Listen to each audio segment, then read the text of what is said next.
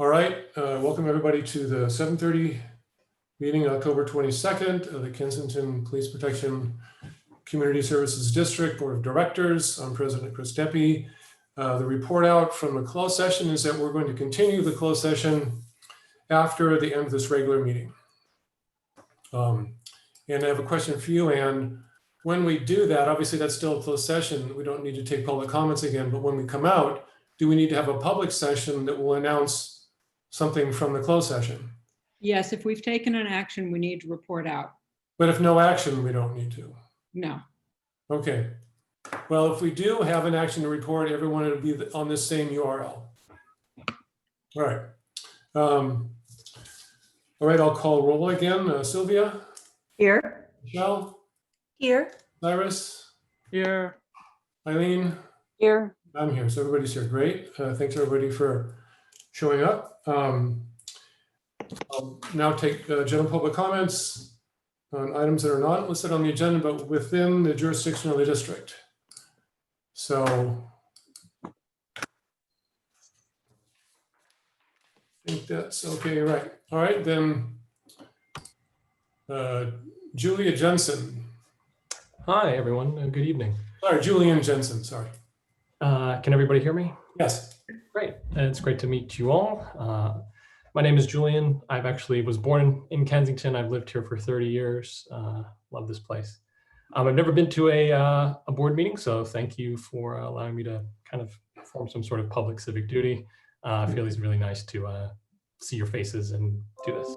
So I know I have a short amount of time, so I'll be quick. I'd like to kind of just talk about how I've lived in Kensington, and I've lived for a very long time here with my parents. Unfortunately, my mother passed away earlier this year, and my father doesn't live in Kensington anymore due to Alzheimer's. And what happened is my wife and I were left with their dogs, and we love their dogs. The dogs are great. And so I'm here tonight to ask you quickly if you would consider a proposal to have either a 2-hour period where dogs can be off leash in Kensington Park, perhaps after school's completed, after school hours are completed. So there's no risk to people who would be worried about having dogs off leash, or perhaps even considering a feasibility or use study for looking into how the park is used, and perhaps with the intention to examine if there's a period in time of the day that works well for people to take their dog to the park. And I know Contra Costa County has at-large dog laws that all dogs need to be leashed, but there's something about living here that I really like, where people can bring their dogs and hang out and talk, and it just provides me a really good sense of community, especially since I lost my mom, who also lived in Kensington for over 40 years or nearly 50 years. And I just like the board to consider potentially looking into this. It's kind of a first step. I'm not asking for a lot, but I think it's a little thing that makes our community great. And I know there are laws in the county that are applicable, but I'd love the board to at least consider looking into options where dogs could maybe be off leash and people can hang and build a stronger sense of community here in Kensington. Thank you for your time. All right, thank you.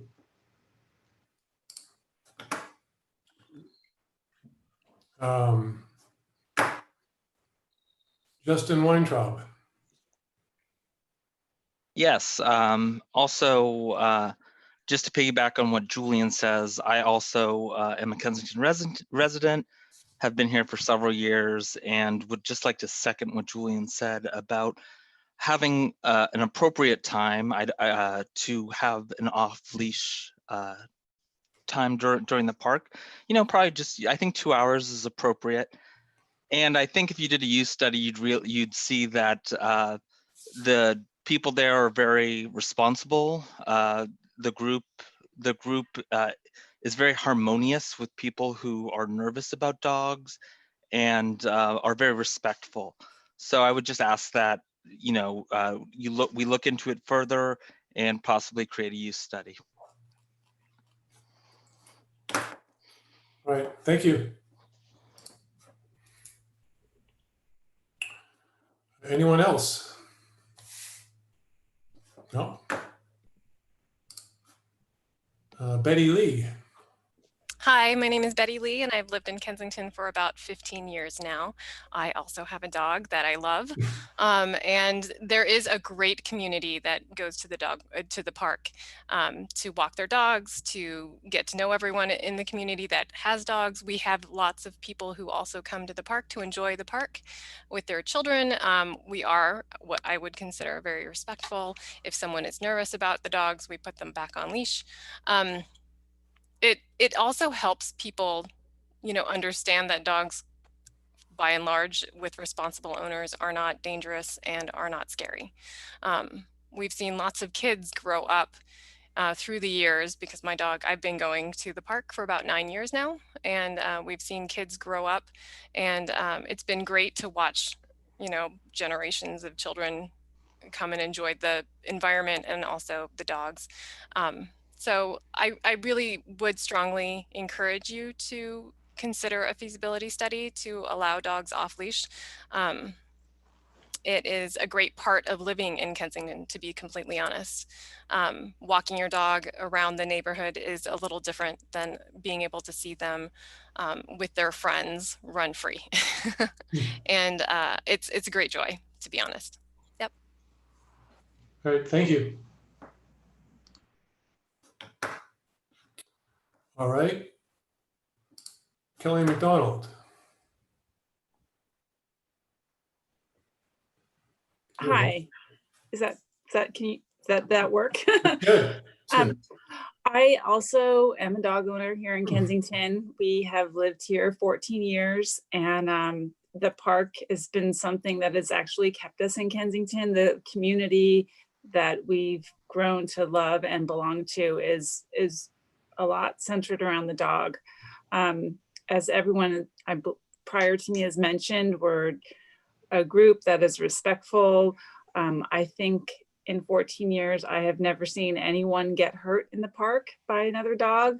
There may have been dog scuffles, but they're quickly, all owners are right there with us. We're never without control over our dogs. So I think it's a great part of being in Kensington. I think it builds the community. I think it keeps us together and makes us more socially responsible and feel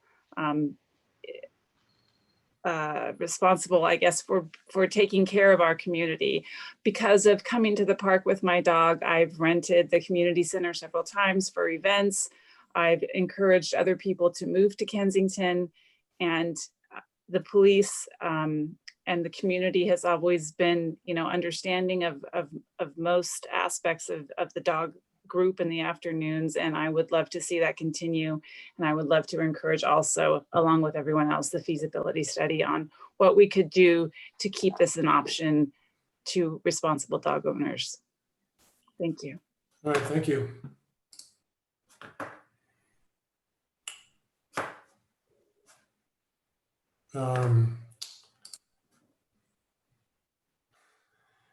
Andy Wheelman, from your picture, I'm wondering what you're going to talk about.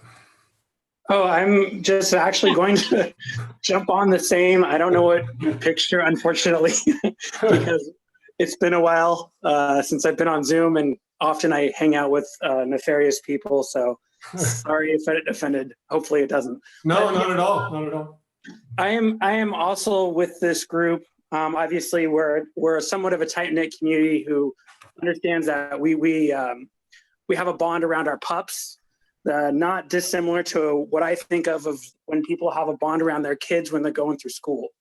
The difference is that the kids grow up and go off to college, and my dogs don't. We get to peek into each other's lives and be a part of each other's lives. And it really is, for me, an emotional thing.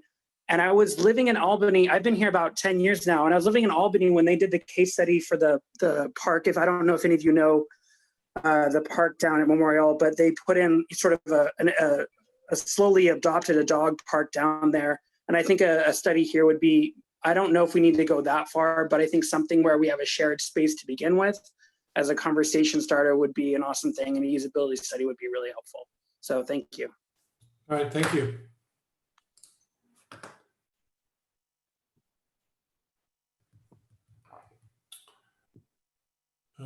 Anyone else?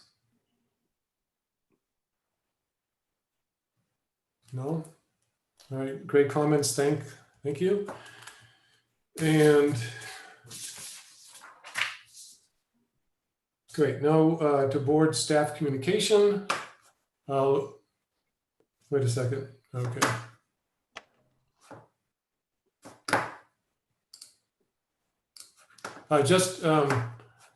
Betty, I don't know if you had your hand up for a reason, but we only have one comment per comment session per person. So I don't know if that hand was up mistakenly or not. Bill, you want to take on the general manager's report? Yes, thank you, President Deppie and members of the board. This is a follow-up on something that I think you've received some correspondence on, and it was brought up at prior meetings, and it has to do with trying to get the restrooms reopened in Kensington Park. And I'm glad to tell you that the restrooms will once again be open 7 days a week from 7 a.m. to 5 p.m. That will begin on Monday, October 26th. The restrooms will be disinfected in the morning hours according to public health standards. We are going to add some signage reminding individuals to use the restrooms in the park safely, and we again have signage to that effect. So again, I think at the last meeting we talked about it being a matter of weeks. It turned out to be a couple of weeks that it would be done, and with the cooperation of staff members and contractors, we will have restrooms open again on Monday, this coming Monday, and they will stay open. And with that, I'd be glad to answer any questions.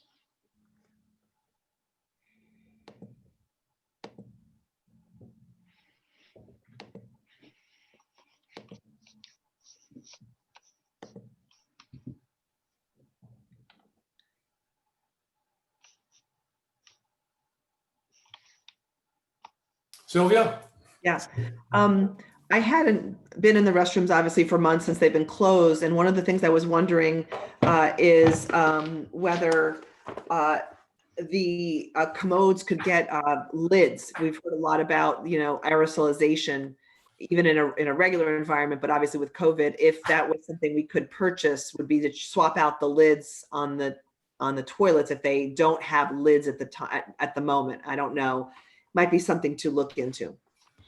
I will look into that. I don't know the answer to that question, but I'll make sure we look into it before they're open. I mean, it could even be done afterward. It's not required. I would open them as soon as possible, but it might just be something to look into if it's possible. Okay.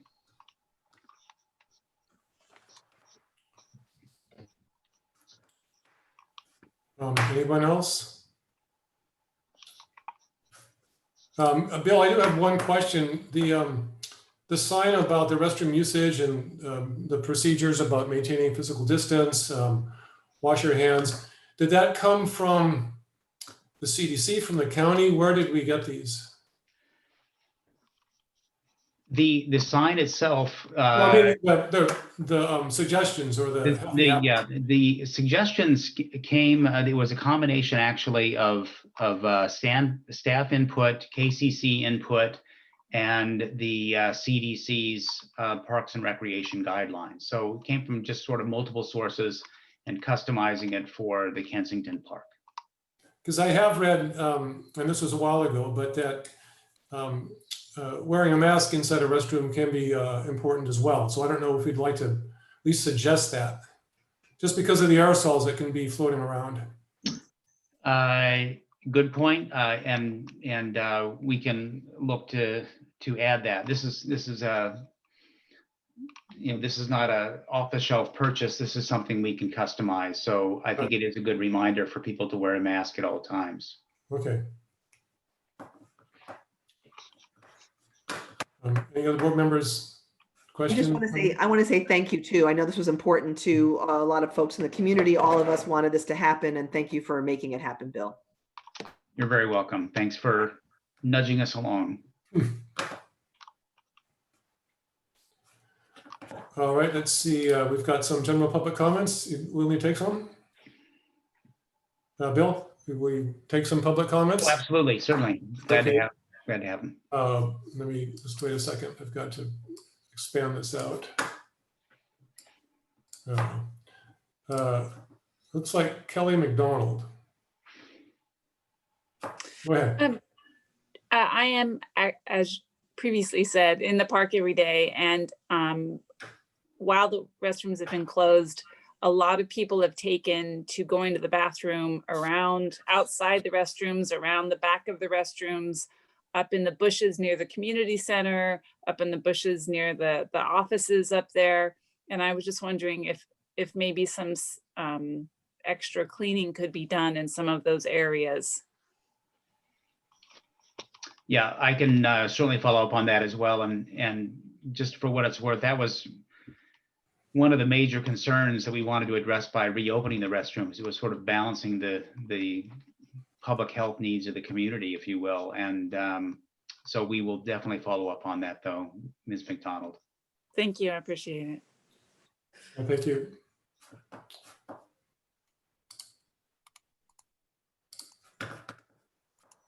All right. Wait a second here.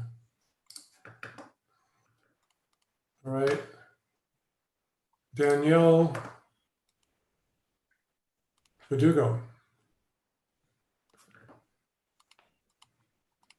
Hello. Danielle, can you unmute yourself? Oh, let's try it again.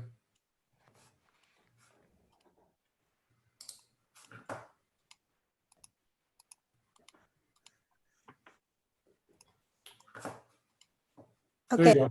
Oh, thank you. Sorry. Can you hear me? Okay. Okay, sorry.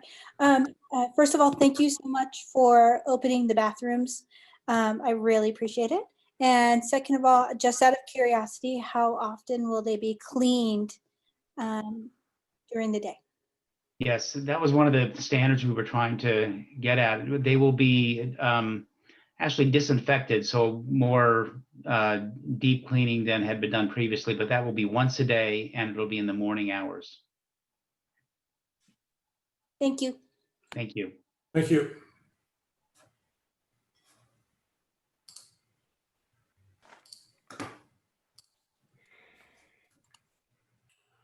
All right, any more questions for Bill? None, okay, Chief. Chief Schultz, can you give the Chief of Police report? Sure can. The only thing I have is I'll make some comments on the dog in the park and the leashes. That probably started with me, so I should probably comment on that.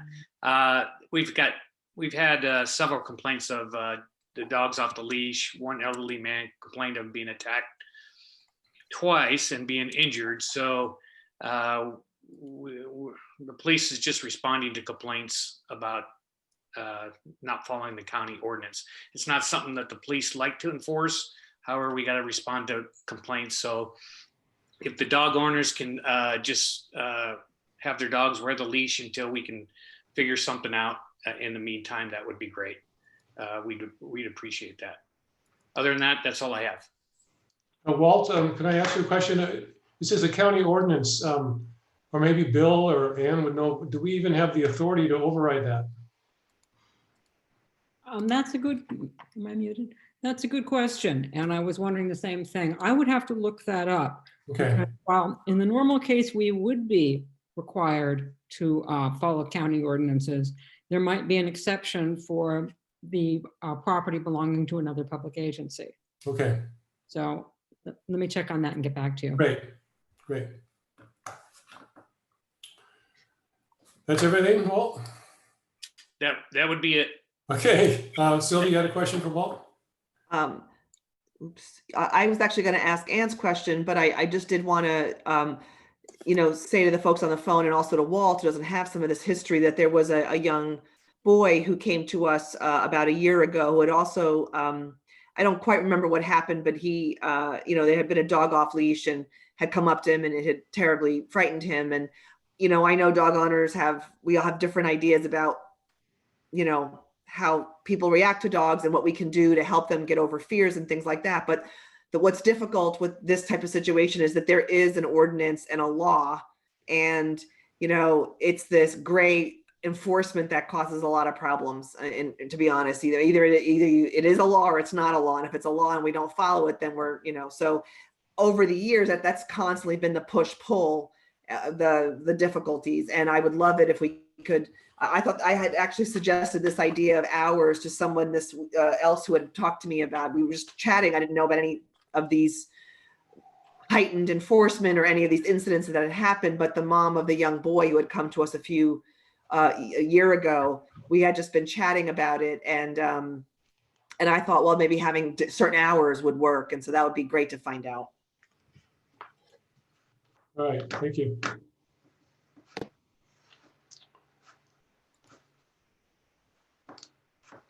All right, then, Board of Directors communication. Does anybody have anything to say? Cyrus, you're first. Second. So I'm just going to state this again. I would like to have a discussion about the temporary housing for the police, because I've been asking this for multiple meetings. Clearly, even the finance committee is also starting to get upset about the fact that some of these finances are not being addressed. And I would like to have that discussion because we're talking at least a 6-month lead period. And we will get to discussion of the whole architect plan, which has its whole other holes in it. But yeah, I would like the board to actually start to consider this because it is a critical issue that they've been punting down the road for months now.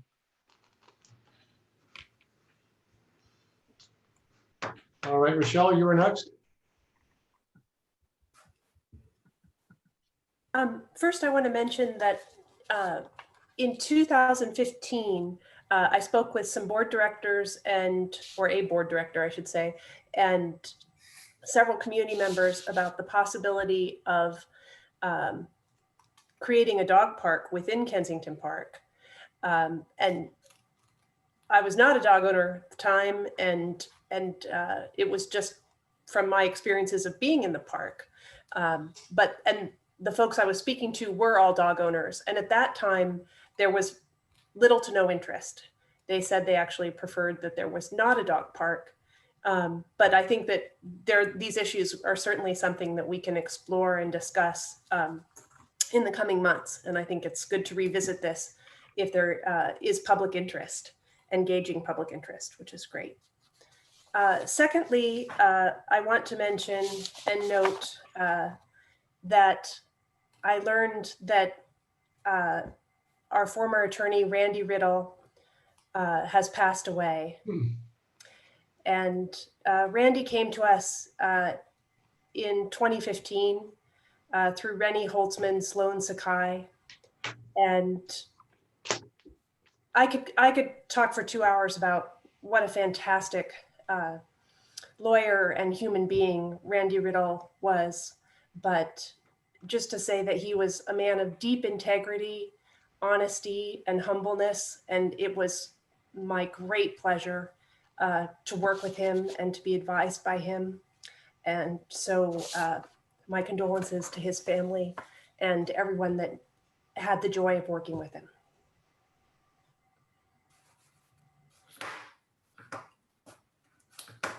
All right, thank you, Rochelle. Anyone else? Well, I'll just say briefly, I enjoyed working with Randy as well. He was the attorney that helped the ad hoc subcommittee or ad hoc committee. And he was a Brown Act training and he would answer questions, and he was really a straight shooter, like what Rochelle says. He was full of integrity. He would give you an answer even if you didn't like it. So it's, I'm very sad to hear that, very sad. All right. Okay, then on to the next. Consider approval of the minutes for the regular board meeting of October 8th, 2020. This is the consent calendar. I will point out, if anyone hasn't seen, that the minutes now have both a timestamp and an active link. So if you click on the timestamp, it takes you to the point of the YouTube video, which at least the point in the minutes, the recording starts. So it's not just a number, it's actually, you can click on it. Any questions about this?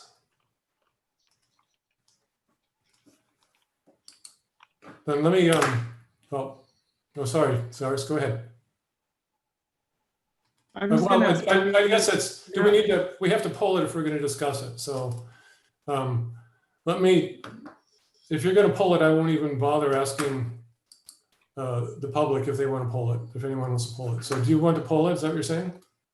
yes. Okay, then let's just poll it and we can have a discussion. So go ahead, Cyrus.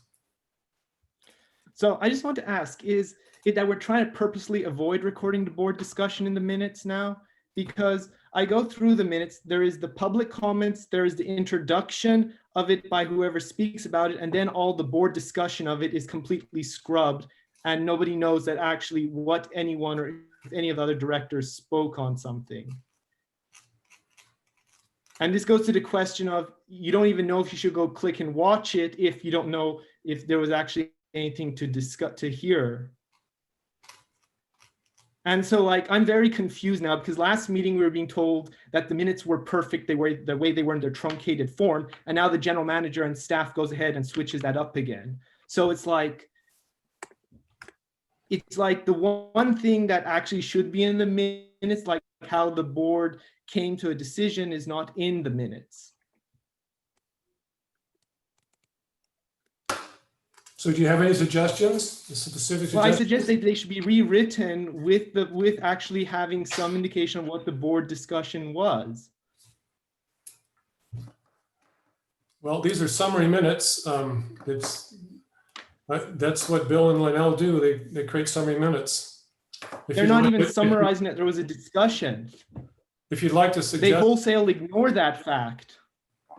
so if you'd like to suggest a change in the policy, The policy wasn't even being followed in the last set of minutes. And I actually demonstrated pure and simple how the policy wasn't being followed. well, that's your opinion. I think both Bill and Linnell feel that this policy is followed correctly. Yeah, and people have opinions that are wrong too and can be disproven that their opinion was wrong. You can have opinions about a lot of things and they're not correctly supported by facts or circumstance. Well, I think Bill might want to say something, but obviously the idea of summary minutes is completely subjective. Bill and Linnell, and I have to say, I'm fine with them. You don't like them. That's a subjective viewpoint. So you're fine with not letting the community know about the discussion that happened among the directors? I think the what you're community saying. has all they have to do is click on the link and they can hear it. They get exactly what's done. But they You don't don't have- even know there was discussion. How do you go looking for something that you don't know is there? It's the same thing like certain public documents. You cannot ask about something you don't know is there. Well, I know, I found it pretty easy to click on it and hear exactly what happened.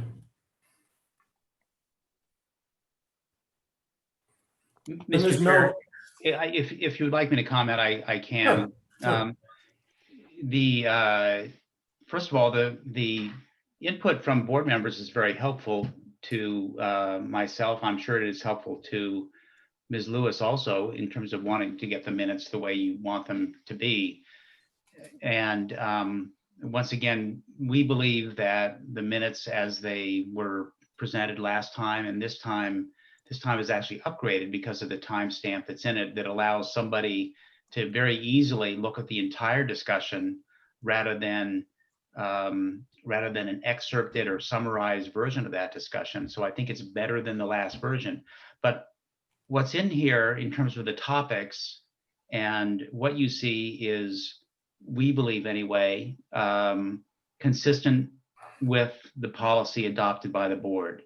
Once again, we invite your comments, and I think offline, Director Madavi, if you'd like to provide me with some specifics about what you would like to see included, or to Ms. Lewis, we would welcome that. Or if the board would like to take up a change in policy, we would follow that changed policy as well. So what your input you have. We're certainly welcome. We're all ears.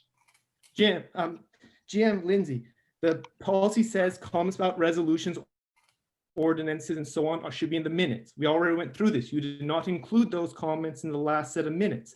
I have multiple times said what really the minutes should have is some summary of the board discussion. And so the fact you keep saying, why don't you provide input, is sort of disingenuous when I have been providing it. I will then take that as your input. Once again, absent board direction to the contrary, we feel that we're being consistent with the policy. Rochelle? I want to mention two things. First of all, on page 3 of the minutes, it says, following board discussion, there was consensus given direction to staff. So there are within these minutes, it is mentioned following board discussion. If we want that, or what detail we want, I think that needs to be an agendized item. And I guess we've gone round and round the mulberry bush kind of about this. I know that we have some formatting changes that need to be adopted in the future for our policy and procedure manual. And perhaps we add the minutes when that agenda item happens so that we can have a more fulsome discussion and give direction on what exactly we want. Rochelle, regarding board Cyrus, discussion, please. you go to the discussion of the RFP for the auditor. There is no indication there was discussion by the board. It just said that the general manager recommended something and the board voted on it. There was no discussion of the concerns about the contract or so on. So that is not indicating that there was discussion. No, it's earlier. It's above that. It's item 2. Well, I'm giving you an example.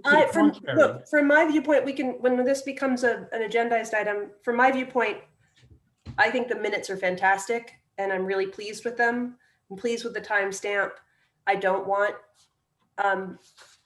verbatim details of what I said. I don't want to come back and argue every meeting about, no, I actually meant X when I said Y. I think that you never argue that when the minutes were more detailed in the past. yes, I have in the past. I have, and citizens have, which was very rarely, Rochelle, compared to number of minutes. I went through and I've seen when they've been pulled and when they haven't. You know, we'll disagree because I can identify many times of listening to Mr. Schwartzberg correct minutes. It's neither here nor there for tonight. So that would be my recommendation, that we agendize it as part of a fuller policy and procedure manual when we have that item. Yeah, like when you rammed it through the first time. Yeah, thanks, Cyrus. I think that that's a good idea. We'll put it on the agenda and we can have a really, hopefully, precise discussion about how to describe what should be in the minutes. Then again, hopefully that will at least solve the problem of any kind of dispute about what should be in there. Because obviously there's a disagreement about what the description means. So hopefully we can come up with a precise definition. So I think that's a good suggestion, Rochelle. And then Cyrus, we can talk about it as long as you want, and then we can hopefully come to at least a decision. Well, I'm indicating I'm not voting for these minutes.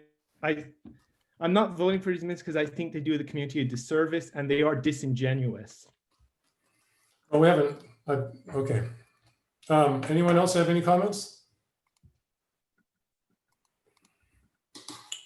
All right, then I'll just, I'll do it myself. I move that we adopt the minutes with, Rochelle, what was the, oh no, you didn't have any modifications. You just said pointed something out. I have no correction, but Right. community members, are you? Yeah, might as well. Any community members want to talk about the minutes? Make comments?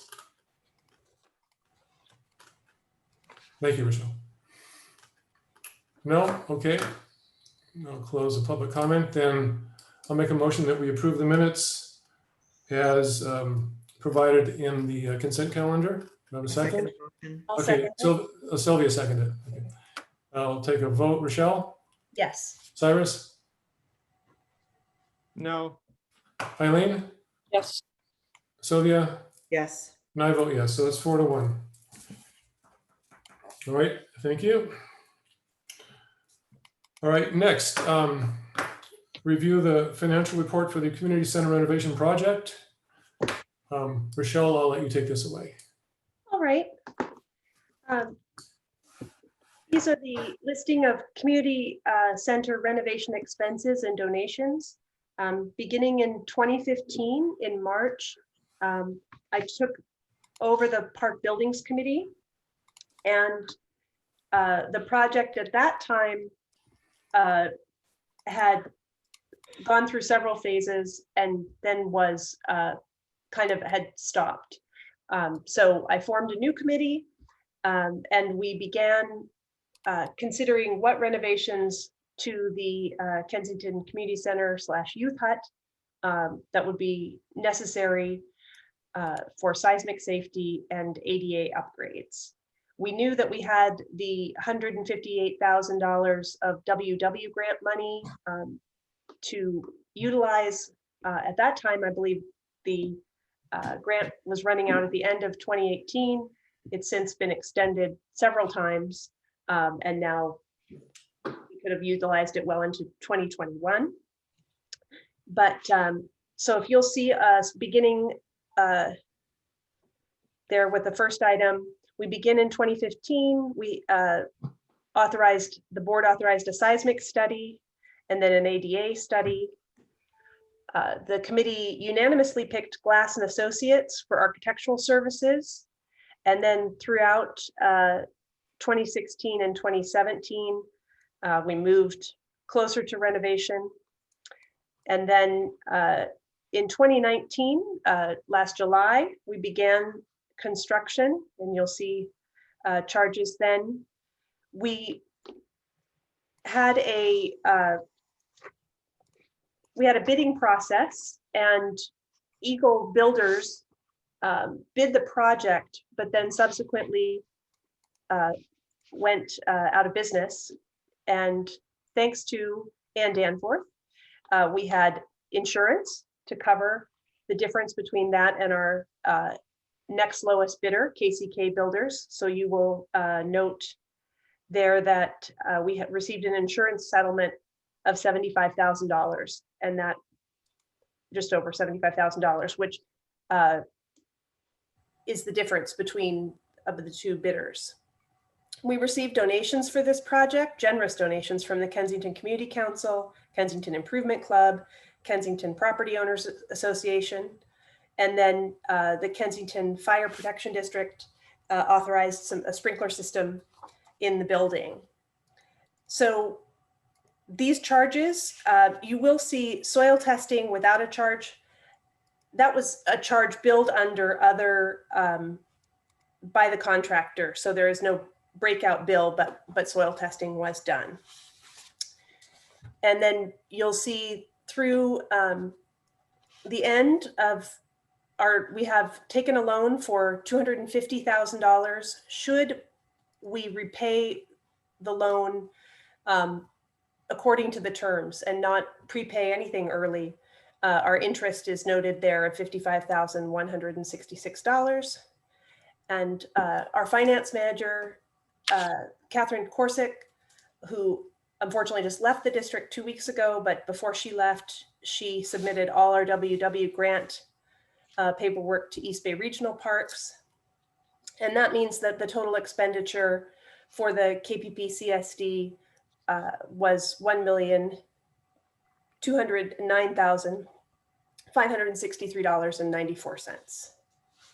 I will answer any questions. The building was completed, and we received occupancy this spring. And unfortunately, we're so sorry because of COVID.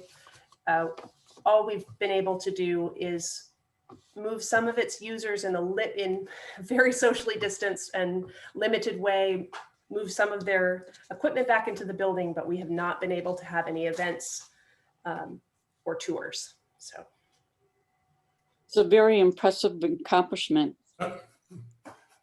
Cyrus, you had your hand up? Yeah, I'm just wondering, what is the point of this? Because this is already the whole $1.9 million project is broken out in the budget, and it goes through and sublets different items like the KPPCSD reserve allocations and the different items. I don't see what the point of this is. well, the point of this is when you look at the 1.9, first of all, that the scope of that project goes all the way back to 2011. And 2011 precedes the involvement of anyone on this board who's currently on the board. And also there were expenses that were authorized then that had nothing to do with the completion of the final project. So we wanted to show that as the building is renovated, what were the expenses and what were the... But that's also shown in the budget, Rochelle. It shows that the allocation pre-glass was like $245,000, and all those numbers are there. And then what's this thing where then you're subtracting out donations from the costs? Well, the reason I do mean, that is all of this is in the budget. This just seems like creative accounting to give a distorted view of the project. no, what the reason for this is to show what went into the renovation as it was done. It was also to show we had donations. You'll see Kensington Community Council made donations. They also made donations that were restricted, which meant that they were willing to fund items for the building that on the authorization of certain, they wanted certain items for the building. They weren't Yes. intrinsically necessary to the ADA or seismic development of the building, but they wanted a new heater system, thought that would be more comfortable, wanted a certain type of nano wall rather than maybe just extra large doors on either side with a solid wall in between. Those were additional expenses that were funded through donation, and therefore I don't think accurately reflect if a taxpayer is wondering how much did this renovation cost me as a, you know, when I'm contributing to the KPPCSD with my ad valorem taxes, what did it cost? Now, if you want to talk about, there are costs for the overall of the project. That's absolutely true. And that's reflected in the budget. That's all broken out in the budget. It is, but this is just a clarity, and it's a detail so that you can see exactly when payments were made, and should in the future. My goal with these documents, and I've added some additional documents to the website, and I'm looking for everything I can find, is that we have some sort of historical record, and as much historical record as we can for in the future. So 30 years from now, if people are looking to renovate this building, what were the costs, what was done, what exactly happened? Because when I took over the park committee, the only thing we could find were two documents, two one-page documents. There's the Codfier Muller stuff and all of those records. They're public documents. They were well and I remember Pat Gillette was on the board to help you with all of that. Okay. And you promised the project would be less than $1 million, Rochelle. Let me break in here. I'm happy to keep going. Just one moment, Chris. Yeah. First of all, we use nothing from Muller Caulfield. So that was irrelevant to the project that we completed here in 2020. Those were ideas that were voted on in 2014 and were not approved by the voters, excuse me. So that documentation, while being interesting, and I think should stay on our website for the future, is not really intrinsic to this project in any way. So you didn't try to salvage anything for the taxpayers, what you're saying? No, actually, we saved the taxpayers over $1.2 million. Rochelle, this project came to 1.7-ish. The bond was going to be 2.2-ish. Okay, the bond. And that was for both the community center and the annex.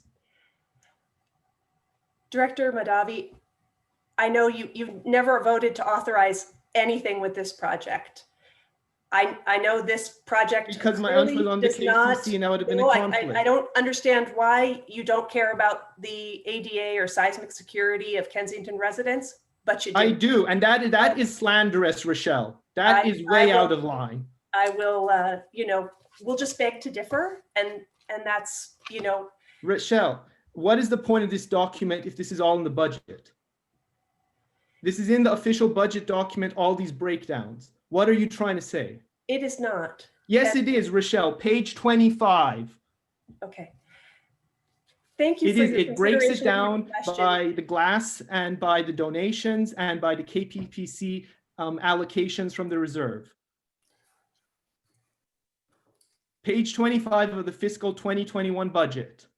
I really need to break in. We have to maintain some decorum. If someone's talking, please don't interrupt the other person. That goes for everybody. If Rochelle is talking, just let her finish before you respond. Cyrus, if you're talking, we'll do the same to you.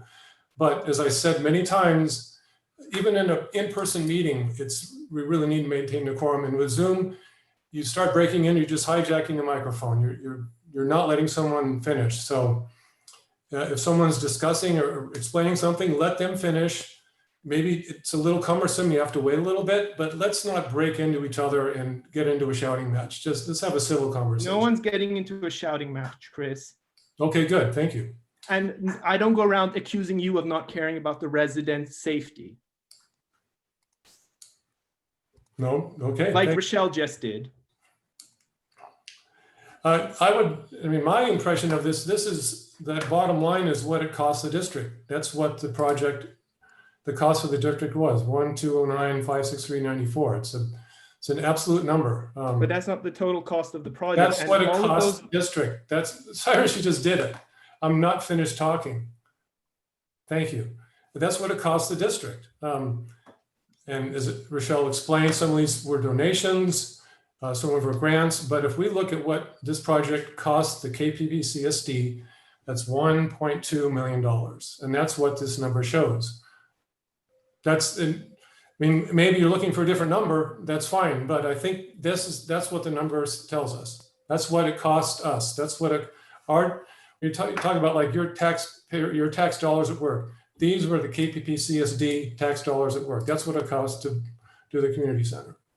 That's the number. That's what it means. All of this is in the budget, entire breakdowns in the budget. Why are we revisiting this now and not even showing this relative to the total cost? It's like this entire spreadsheet is just additions and subtractions. It's not actually helping in the same way. Well, maybe not for you. For me, it's very helpful. It's in the budget already, page 25.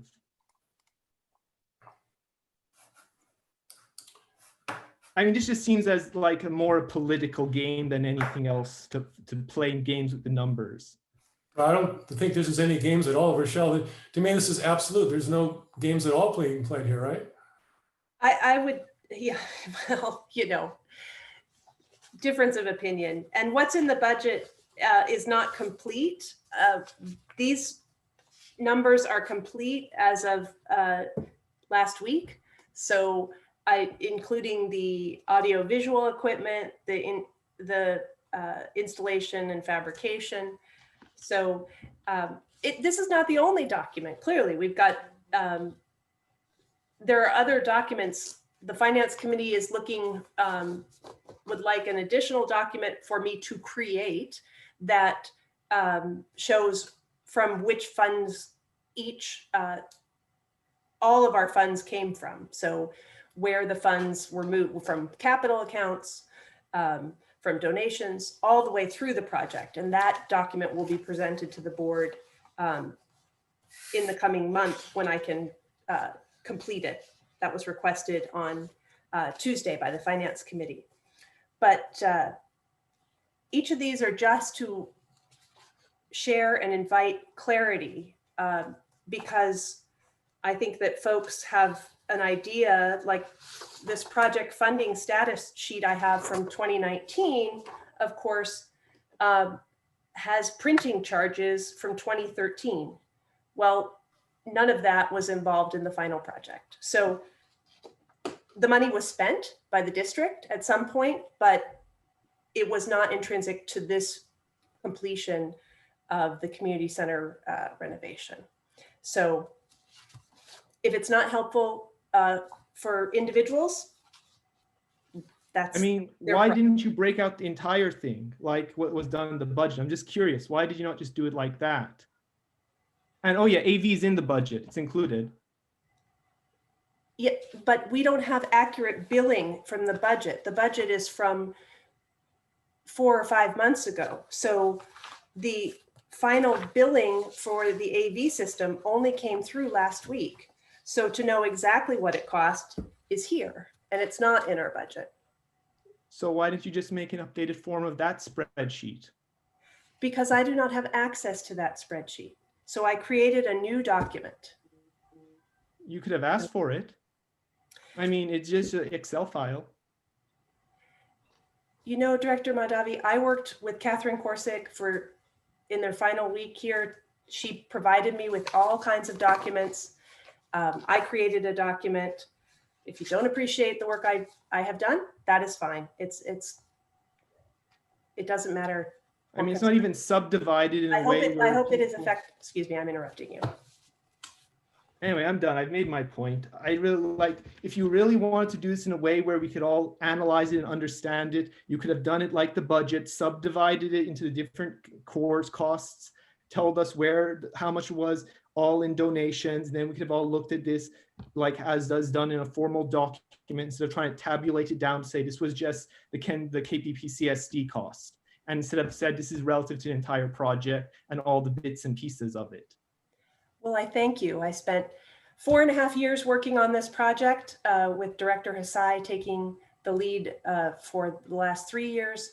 And I appreciate your insight and your gracious thanks for all the work that we did to do this.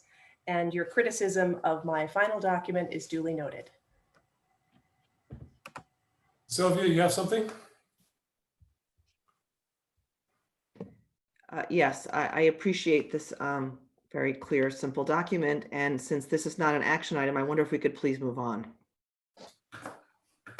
Sure. I think everybody would be happy with that. But it is an agenda item, so we have to allow the public to speak. So does anybody in the public have any questions on this? No, I guess they feel the same. Okay, great. Thank you, Rochelle. Now next, we're going to review the financial statements for the quarter ending September 30th, 2020. Bill, take it away. Thank you, President Deppie. As you announced the item, these are the financial statements through September 30th, 2020. We're going to try to do this on a regular basis. It's just as an information item, put these on the agenda. They don't necessarily need to be discussion, but for information. These are the reports that were presented to the Finance Committee this past Tuesday. Includes the expense report, balance sheet as of September 30th, and then also an income statement. We took some notes from the Finance Committee. We have some information that we need to get back to them on some questions that they raised. Very good questions. It was a good review. And I'd be glad to answer any questions you may have this evening. Some of them I may not be able to answer, given the transition in our business and finance operations, but I certainly will note them and get back to all of you with responses. Let me see here. Eileen, you had a question? Yeah, I have several questions on the budget. One is I see significant increases in insurance. The communications was a very large increase, but that might have been because we paid for the full year. But when I looked at the column of what was budgeted through the end of September, it's only 31,000, but we paid 128,000. In addition to higher insurance costs, I see worker comp increases, significant increases in overtime. And on the community center expenses, I was puzzled again by general liability workers' comp charge. It's not that much, but we budgeted almost 1,700 and we have 6,400. Again, under community center for the park, we have that same increase, 6,400 from 1,700 for some reason. And then we have also significant increases for insurance and workers' comp on district expenses. So I wondered if you could comment on some of those increases. I don't know if I was able to keep up with all of them. Just for one thing that would be helpful if the questions come up, if you could refer to the account number, that would help me follow along. But I will say that just in terms of the presentation of the actual through September, the column lays out as a budget through September 30th, which is really a way of tracking. But you were right when you mentioned that the expenditures are really sort of non-linear. Some of them are paid early on in the year. Chief Schultz can comment about the communications. Insurance is really tracking in accordance with the budget, but they don't come in on a regular monthly billing. We pay the premiums in blocks. So that's a response to a lot of the questions that you raised. Again, I think the communications number is a big number, and Chief Schultz can go over that a little bit more as he did with the Finance Committee. In the communications, we did pay a lot of expenses up front. The dispatch services looks like it was paid up front. Also, the East Bay Regional Communication System was paid up front. And also the Sunridge system was paid up front. So that is why that is, you see a large amount this quarter. Okay. If I may, Director Natoli, just on the insurance, give you an example, just alert you and the board to, let's take line items 850 and 851, which are about 4 pages into your document. Right. And if you take the insurance numbers, the annual budget is 24,309 for insurance, general liability. Workers' comp is 7,088, and the budget as shown, it says in the column, is budget through 9/30/2020, is just basically 25% of those numbers. But they come in at different times when we pay those. Let me, and we went through this in the Finance Committee kind of in depth also. The important number is, as Bill said, is not the budget, because that's just a numerical fractional calculation that's not really reflective of reality in many cases. But the total projected through 6/30/2020, that is, does take into account all the factors, and that's where the variance, the important variances are, the total projected as opposed to the annual. So if you look at 850, the total projected is 24,309 and the annual budget is 24,308. So we asked this to Bill, and according, and I'm assuming it's still correct, that the number, the total projected, does take into account what has been paid and what still needs to be paid. So that's the real number to look at, the projected versus the annual. The budget through 9/30, again, is just a 25% of what the annual is, and we don't have completely linear payments in many cases. Yeah, I get that, but in some cases you do have linear payments that might be worth having an asterisk on the budget through the end of September in the future, what's linear and what's not. But looking at item 527, the PERS district portion, we paid 66,000 apparently, and projected through the year will be 273,000, but our budget is only 194,000. Yeah, Director Natoli, that is a question we need to follow up on, and it was raised at the Finance Committee as well. And one thing I'll echo with what President Deppie said is that as a management document, I look at this, and if you project out and the number total projected through June 30th exceeds the annual budget, then it doesn't mean we'll exceed the annual budget, but it does say we need to really monitor that account closely. So there's a management aspect that goes along with it, and that, you know, those numbers that you raised just a moment ago about the PERS contribution are things that we need to follow up on and see what's happening there. All right, and there's one item, and I don't see it quickly, but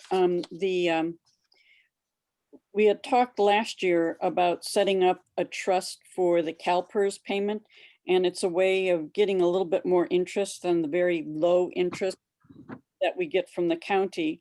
And we also have the trust for the retiree and probably our actives on medical.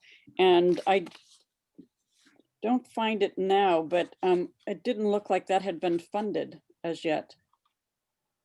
I think this refers to the Section 115 trust. And I know that that's something the Finance Committee has been working on. I believe at their next meeting, they have an agenda item to discuss that. So the Section 115 trust account has not been set up yet.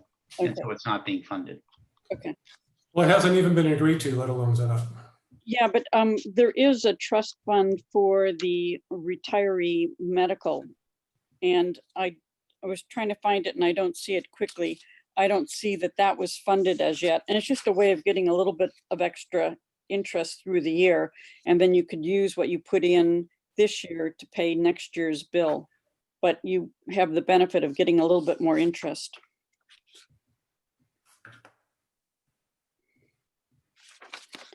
Let's see. Yeah, I don't see it, so we could just move on. Yeah, it's not a balance sheet item either, so I think it's so. I don't think it's. I'll have to check and see where that's set up. Okay.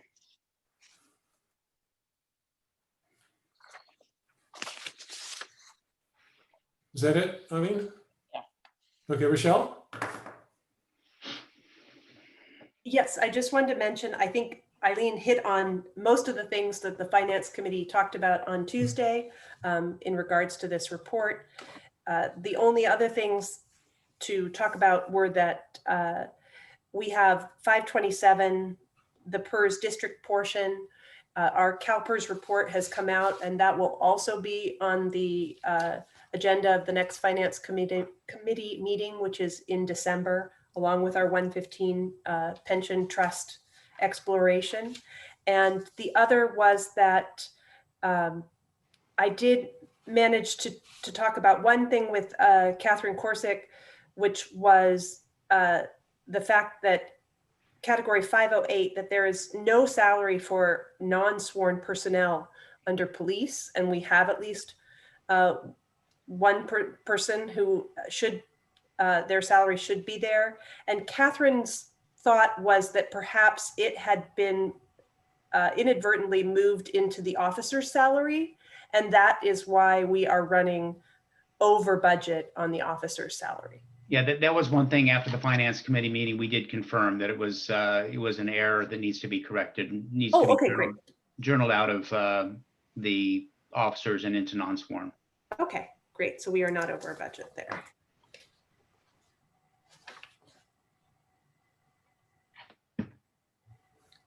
Chief, is there anything you'd like to speak to on the budget? Cyrus, and I think Rochelle and then Sylvia had her hand up, and then, okay. Let's take all the questions. I think they might queue up for the chief. All right, Sylvia? Yeah, I know that Eileen mentioned this, but I'm not sure that we went over it in detail, which is the number, like account number 506 on overtime.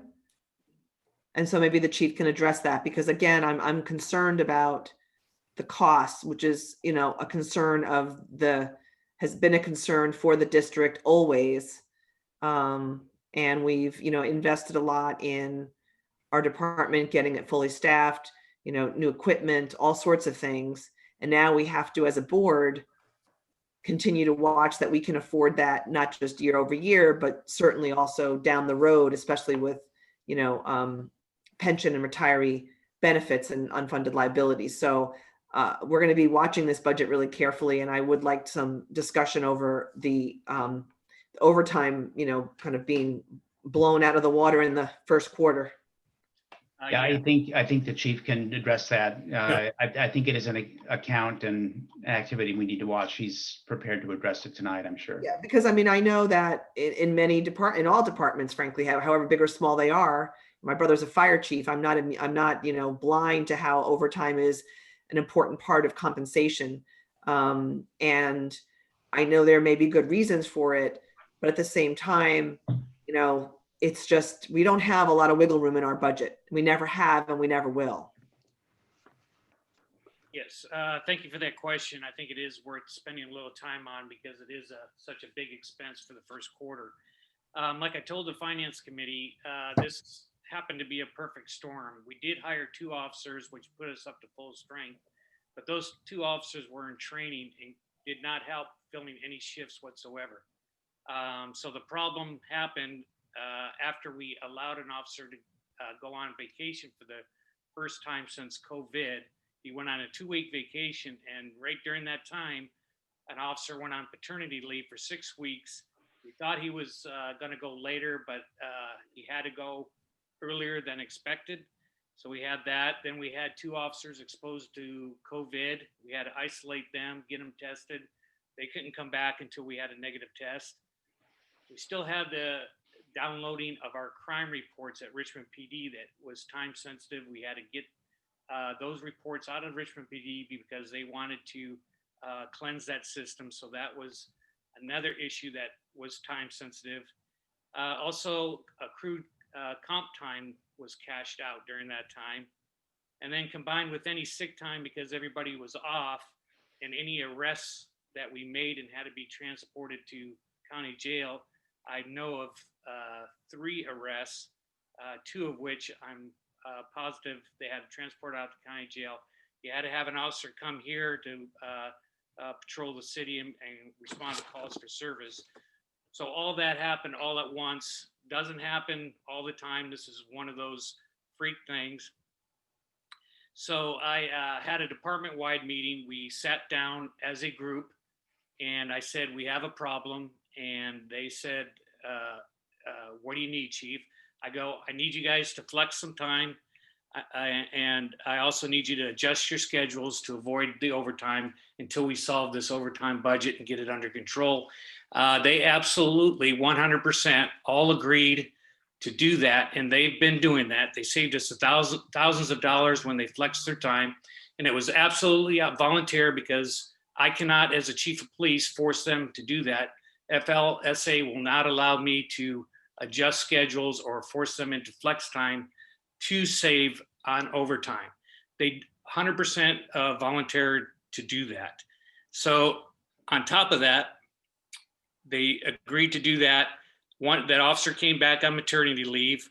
One officer came back, one officer got off field training, and he was critical because he is now the relief officer. So if anybody unexpectedly gets sick, which happened, one of our officers tested positive for COVID. He had 2 weeks, he had to recover. That officer covered his shift. There was no overtime during that time. So that was critical.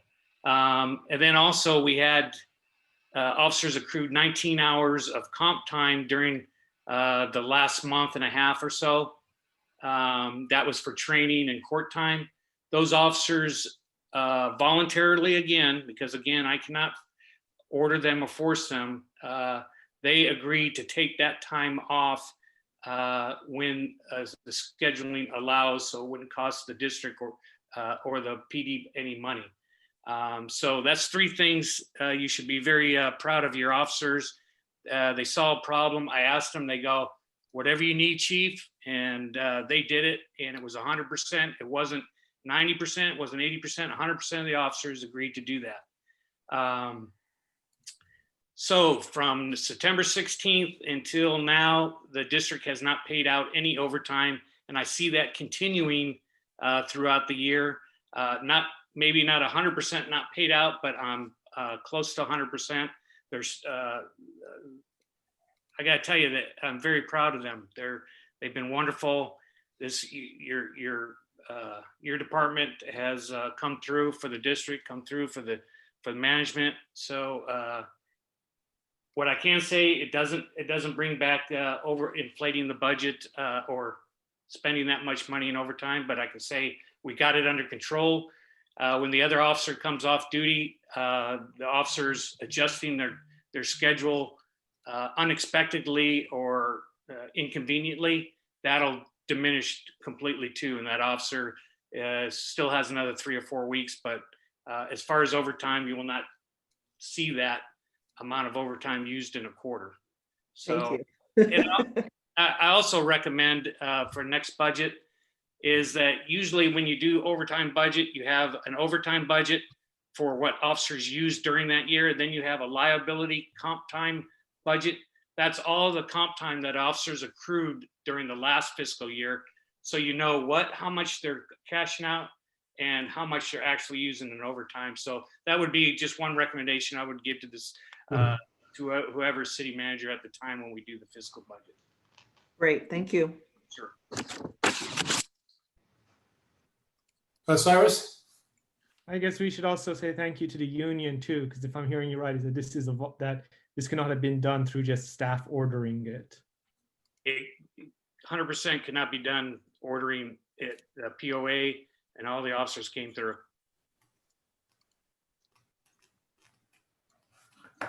All right, well, thanks for the explanation. That helps a lot. Sure. Yes, thank you. And we wish them all good health. Thanks. Let's see if there's any public members that have any questions,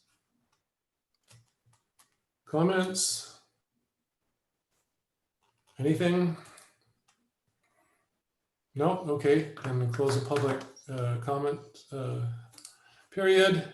I'm assuming all the panelists or all the board members have said their piece. So, all right, thanks, Bill, very much. And the final item is the report about the construction schedule for the PSB from our RDC for the KPPCSD. Yes, thank you, President Deppie. I won't go into the background. I don't think I need to go into the background, but this is a follow-up to something we mentioned before, which is that we had requested from the architects a very general schedule for planning purposes that describes the activities and a timetable from basically from now through project completion. The architect gave us a schedule back several weeks ago on October 12th, and something that could be used for planning purposes. And I want to go to the what's described as the draft work plan as an attachment to the agenda report. And you'll, in terms of the number of weeks, they noted that the number of weeks is following the notice to proceed. In other words, what they have, the notice to proceed would presumably follow a completed conceptual design that everyone is happy with and says, yes, we're ready to go into the detailed design phase toward the construction. So the following a notice to proceed then to the architect, the total design phase is a little bit over a year, their estimate is. So that would take the design phase out until, if the notice to proceed were given today, it would take it into the fall of 2021. We're still some time away, don't know how far away from a notice to proceed, as far as we know. Then beyond that, there's the bidding phase from when the design is done to when the project is bid, and then the bids are certified, would take another 3 months. So from notice to proceed until the beginning of construction is right around somewhere between 13 and 15 months. So again, that would take it into likely the beginning of 2022. Their estimate of the total construction phase is just right around a year. So that again is something that I think the board can use for planning purposes in terms of there's still much work to do on the design. There's still work to do on if we can get through the design, what the financial arrangements would be with the fire district. So there's some things that can be done. The design needs to be done right away. Some of the things on financing can be done concurrently if there is a design to try to speed things up. But in essence, that what they have provided us, and I'd be glad to answer any questions. This is an information item, and if you have any questions for the architect, I'd be glad to relay those to them. Thank you. Cyrus? Okay, so I have three, and I'll start with the first one. So has the architect provided really anything from the county that says the wheelchair lift is like, they've put their stamp that this has to happen? Like, have they provided the documentation from the county? They have not, and they in terms of the design, as you may recall, they are proceeding with the assumption that they will need that because that is the strong indication that they have been given from the county. For both the elevator and the lift? I'll just call it for accessibility, and that in their new option D, it includes an elevator. Okay, and then, so this is coming from the architect, but not MAC 5. It's from the architect, that's correct. So my understanding is the architect does not control that. That is actually done through MAC 5 and the fire board itself. Like fire board has the project manager, which is MAC 5, and then they have the architect. Which then brings me to the last question. Is this what the fire board has agreed to? Or is this you're just giving us what the architect has told you? Because it's the latter. I asked a question to the architect, and the architect answered it. So it's the latter. It's not as I said, it's an information item. It's not something approved. My assumption is that the architect has given it also to the fire board.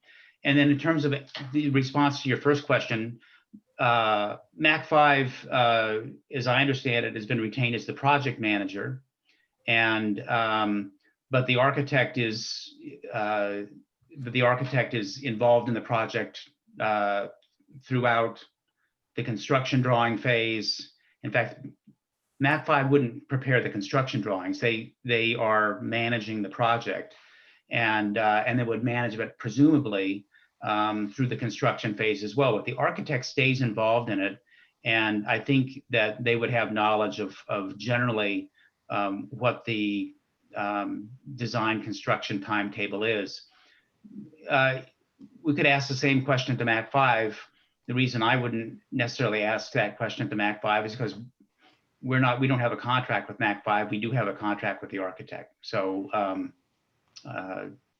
but I've worked with MAC 5 before. I think they would probably give the same responses or very close to them. And so I'm wondering, are we the principal on this project where we're setting the timeline and everything, or is the fire district? Well, my assumption has always been that as owners of the building, the fire district is taking the lead on the project. And the stage we're in right now is, as described in the agenda report, is in essence to see if something can work out with the public safety building renovation that can accommodate both agencies. But you don't know if the fire district has even agreed to this plan that you're presenting to us. I'm sorry, agreed to the schedule? Yeah, to the schedule. Have they agreed to this? As I have actually no idea. I asked the question of the architect, they gave me an answer, and I'm providing it to you. So I did it in the context of our contract with the architect. But you have no clue if the fire board would actually agree to this, is what you're saying. Well,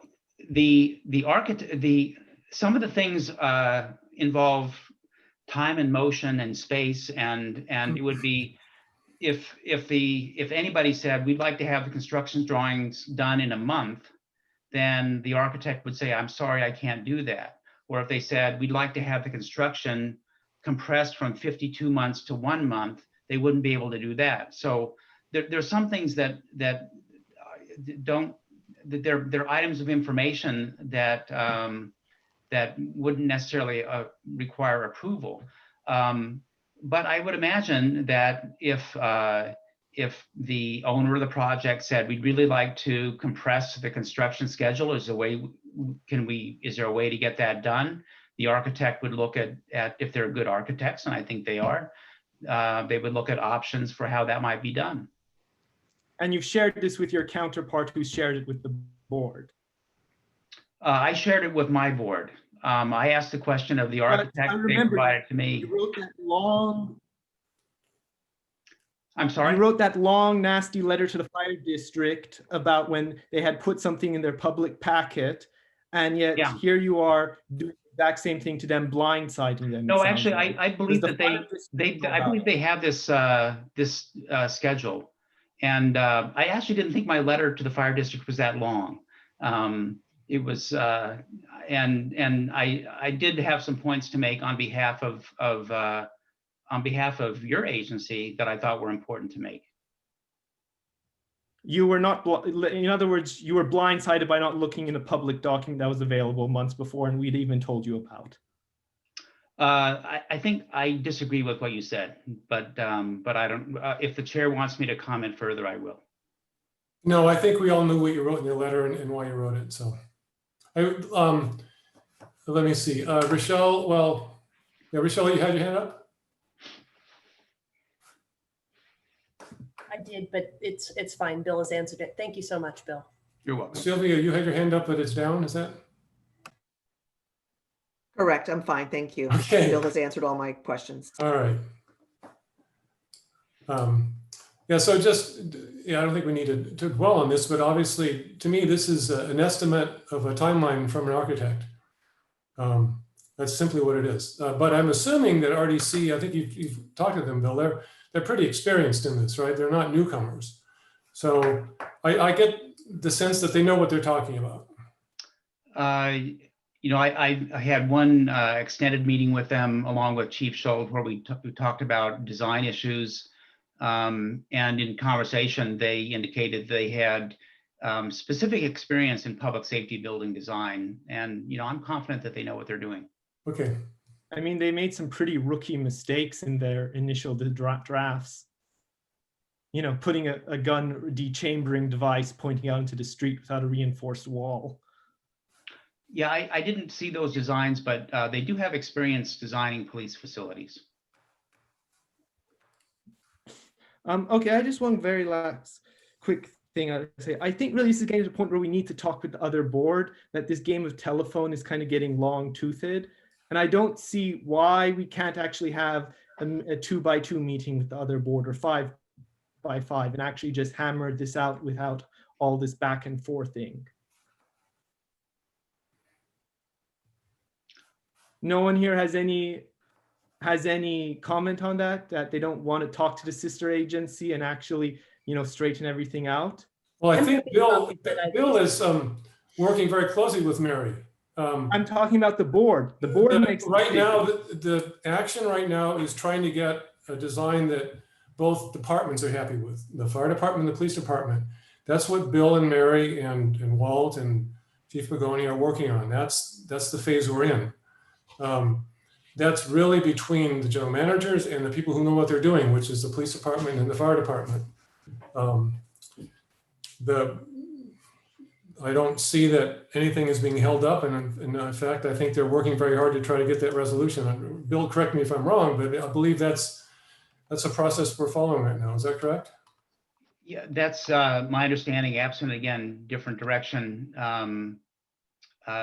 Staff, in particular, Chief Schultz is working with the architect. I have had meetings and have at least at this point at least another meeting scheduled with the interim general manager for the fire district. So I think the working relationship has been quite good. And I think that the fire district has been really very good to work with.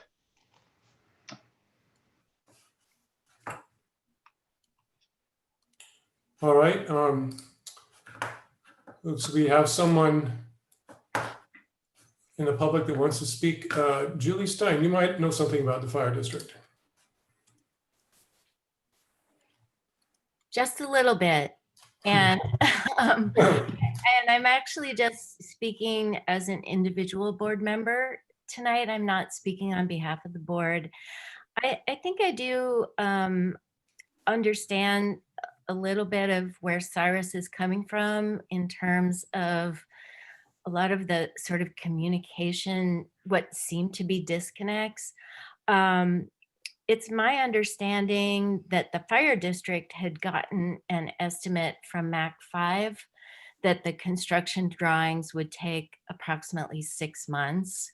So I think it was a surprise to see the architect give, I think it was approximately double the time for the construction drawings. So it's just mostly kind of getting to the heart of who the roles and responsibilities and who's responsible for providing this information. And the architect has actually not provided the same schedule that you showed to the fire district yet, although we may see that at our November meeting. So I think there's just a little bit of role and responsibility chaos going on that maybe is a little good in some ways and inflammatory in other ways to both sides. And since the topic of the letter that was written to the fire district's interim general manager did come up, we clarified it at our meeting, and I'd just like to clarify it at your meeting, that the reason that our interim general manager put the financial analysis and some options for financing into our September 9th, I think it was, meeting packet. And then that meeting took 3 separate meetings to actually finally finish because it was adjourned twice. So it wasn't really something that all of a sudden came up as a special meeting. We had published that right after Labor Day. And the reason she did that is because our board directed her, I believe, in June to commence financing discussions with the KPPCSD general manager as to possible options for financially supporting this project jointly. And she had run her options by our finance committee at our finance committee meeting. We gave her some suggestions for fine tuning that. And then she presented it in the September agenda packet, but we never got there that night. We did finally get there. I think it was on September 30th. And I know that it felt like this was something that showed up sort of as a special meeting overnight. But the reality is it had been published before our September regular meeting, and she was acting at the direction of the full fire board by a vote of the fire board. So I just kind of hope that that's cleared up, because I think she got a little bit bruised by that. And she was really just following the direction of our board. So thank you. President Debbie, one comment I think I can make is that in the future, I can make sure that if I ask the architect a question, that they respond and copy the fire district's interim general manager as well, to make sure that I'm not making assumptions about what information is being shared or not shared. Certainly, I have no interest in not sharing the information, so I'll make sure that happens in the future. Yeah, maybe we can have it both ways, that if they send something to the fire district, they send it to us, and we'll make sure that if we get something, it's CC to them. Great. Thank you, Julie.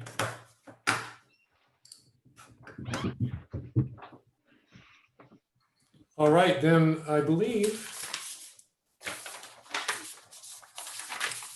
that is it. We're going to adjourn back to our closed session.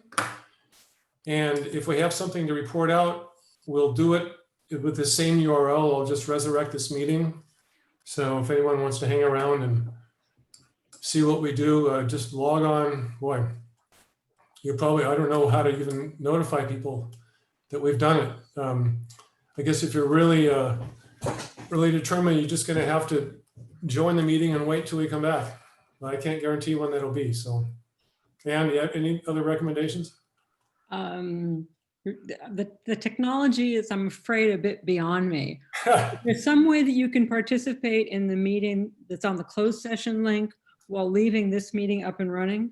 No, we would need, Zoom is, unless we do a breakout session, which we're not going to do, which can't even do with a webinar actually. So we've got to leave this and go to the other one. But people could still join this and just be kind of in a waiting queue. So. Okay, as long as there's some place where they can park themselves until you come back. I believe there is. Okay. So, all right, then our regular meeting is adjourned and we're going to go into closed session again. Thank you, everybody. Thank you. Hey, Chris, you don't need me, do you? Not for the meeting, no. Okay. Yeah. Thank you.